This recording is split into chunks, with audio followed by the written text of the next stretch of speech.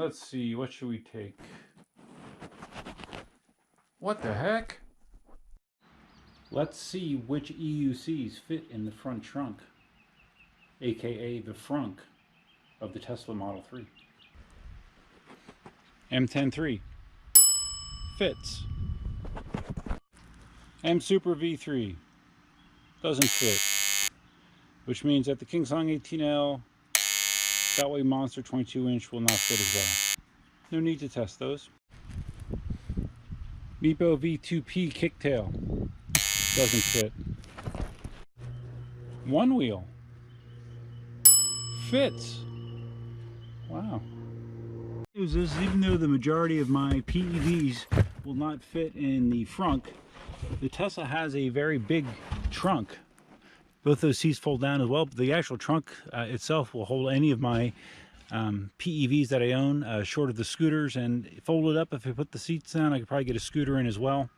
And down here, there's a additional storage that would hold the one wheel for sure. It would also hold the M10-3 nice and deep. So, yeah, any PEV I have, I can get in here if I wanted to.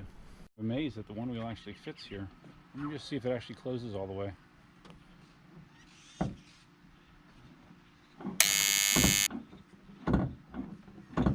Oh, it doesn't actually close all the way.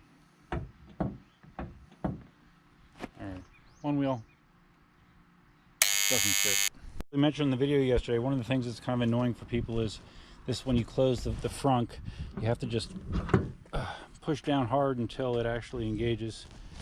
And then, depending on how dirty your hands are, you're putting fingerprints on the front of your hood every time you're doing that. So, yeah, it's a small oversight. Yeah, the one wheel doesn't actually fit in here perfectly because you can't close this lid again, but that's a good way to keep it from rolling around too much. Just keep it down in the well. And just a quick explanation, these are actually Katie and Daniel's wheels. Katie has not been riding since she's been pregnant. She probably has been riding for several months.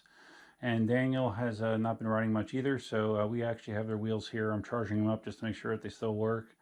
And I'm going to be probably sliming the tires as well. So yeah, that's what's going on. While I'm waiting for Cindy to get out here, she's going to come with me. Just want to point out that I now installed, I don't know if you can see this very well, but I installed the cord. They include freaking GoPro, man, pissing me off.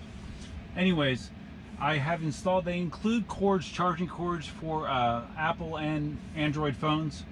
I installed the Apple cord. You just route it through here, and then the charging port just sits here at the bottom, so you can sit your phone in a very visible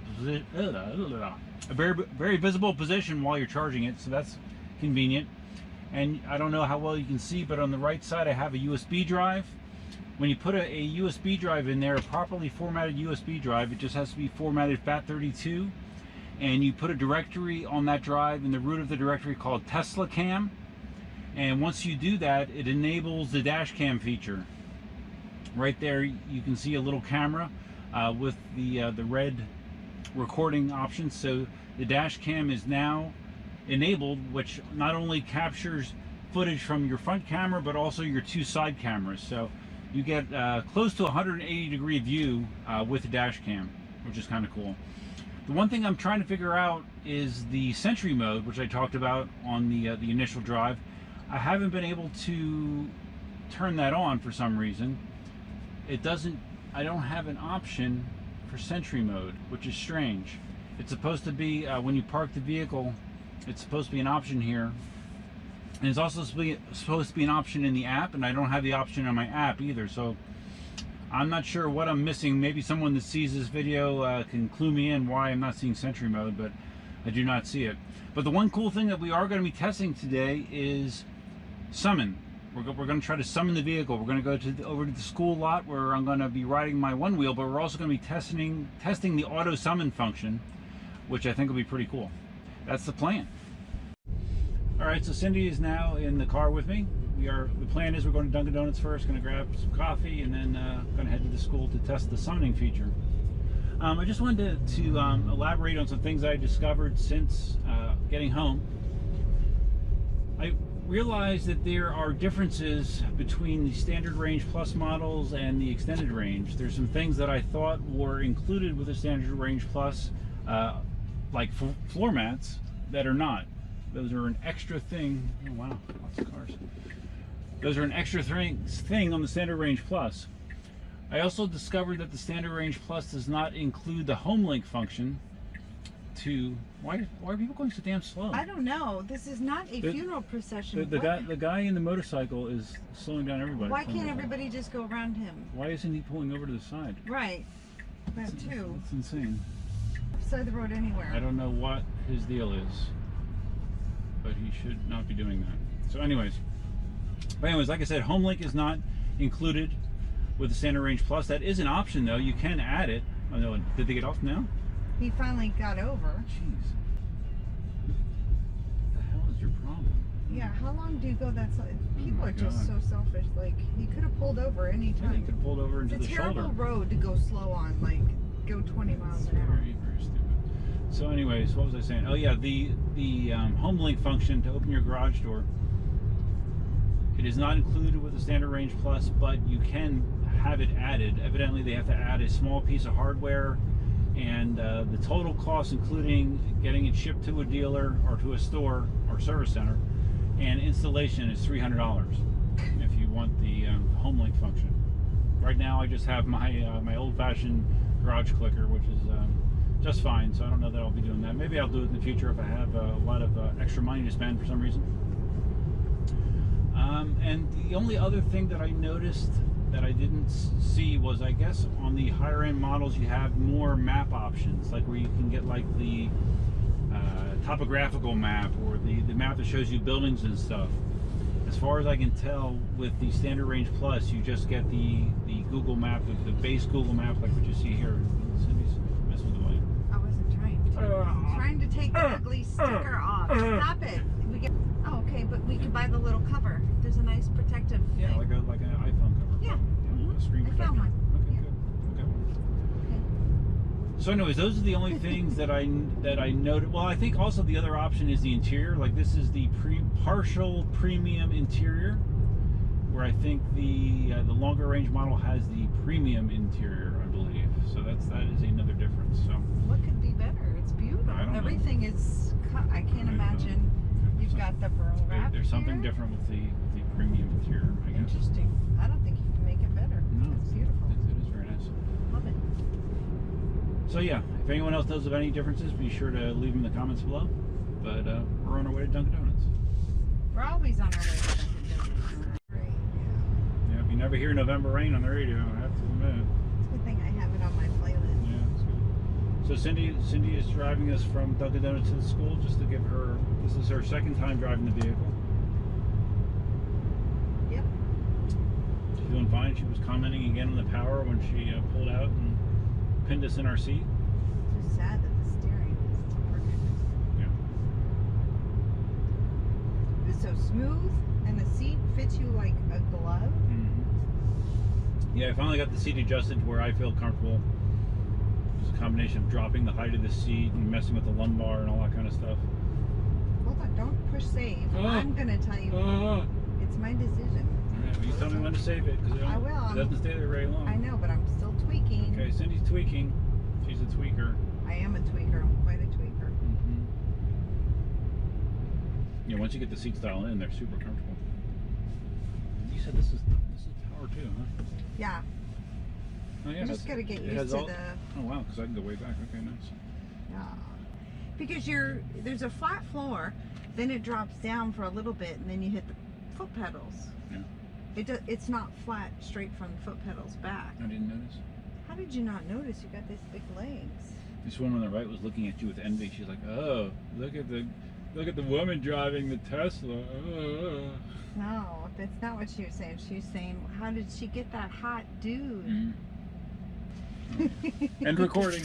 This Camaro that's off to the right did a jackrabbit start, and of course Cindy had to show him who the boss was, and she just stepped on it. We passed him pretty easily, but then we stopped when we got to 63 miles an hour in like a few seconds. Look, now he's racing the Cadillac. Escalade. That's real smart. I mean, they're probably doing what, 80 now? 85, 90? 87. He's flying. Yeah. Oh my god, people are so stupid. Because we're going 60, so they've got. Oh, look at the Escalade just coming over. That was that lady, I think. No, I don't know. So anyways, I think 0 to 60, this will beat the majority of Camaros. The majority of a lot of vehicles. The majority of everything, yeah. This is the biggest punch I've ever felt on any vehicle. And I've drag raced before. I've been in F-16.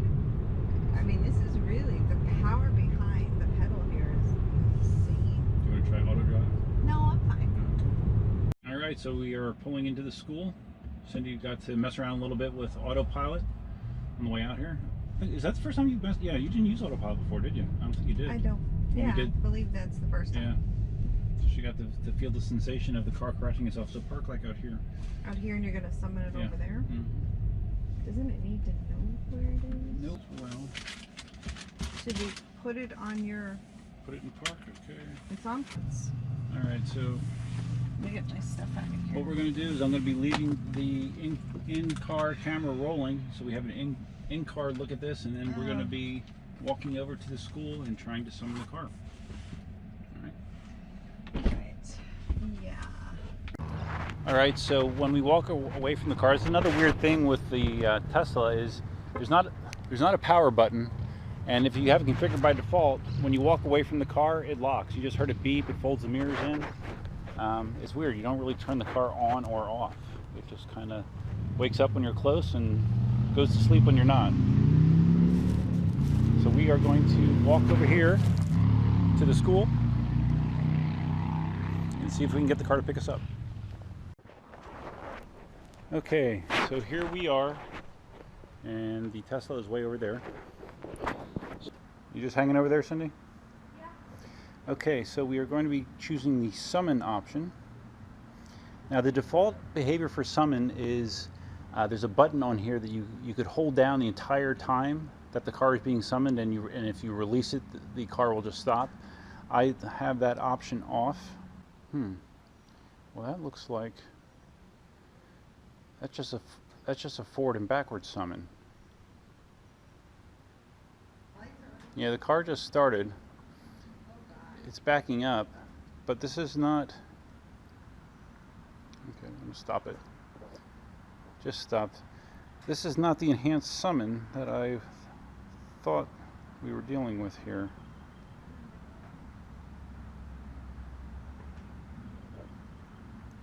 Did it move? It did, but it's not doing the enhanced summon. But I have it turned on in the car. Let me. I'm gonna go walk over to the car and just check a setting quick, okay? So you have to set something up in the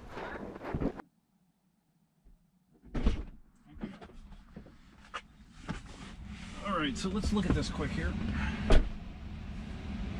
if you go here and autopilot, summon beta, customize summon. All right, so maybe this isn't, this mustn't be enhanced summon.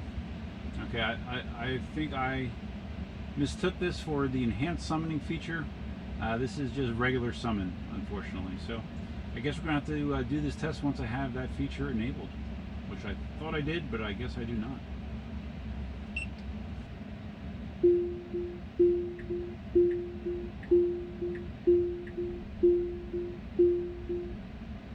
I'm doing this with the summon.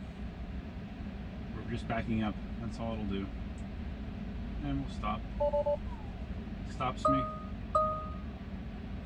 And if you want to go forward, we'll go forward. Preparing to summon. And now we are crawling forward.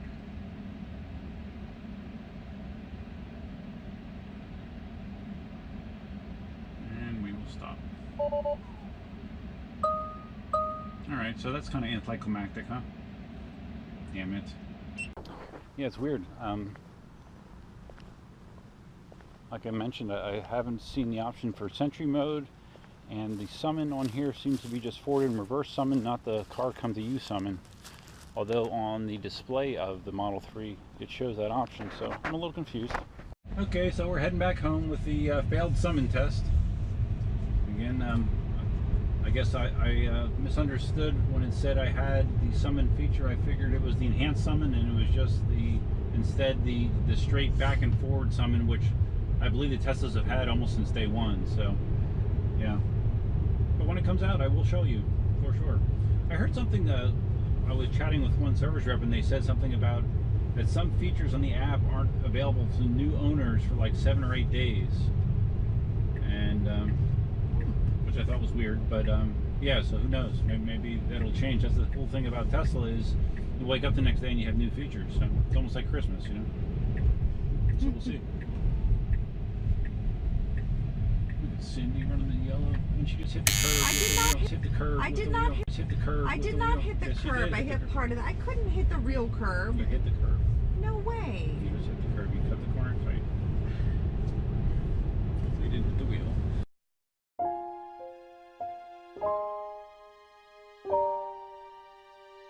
Alright, so hopefully you found the video helpful in some way at least. I'm really enjoying the Tesla experience so far, minus the tilted steering wheel. And like I said in the original video, I've been learning a lot.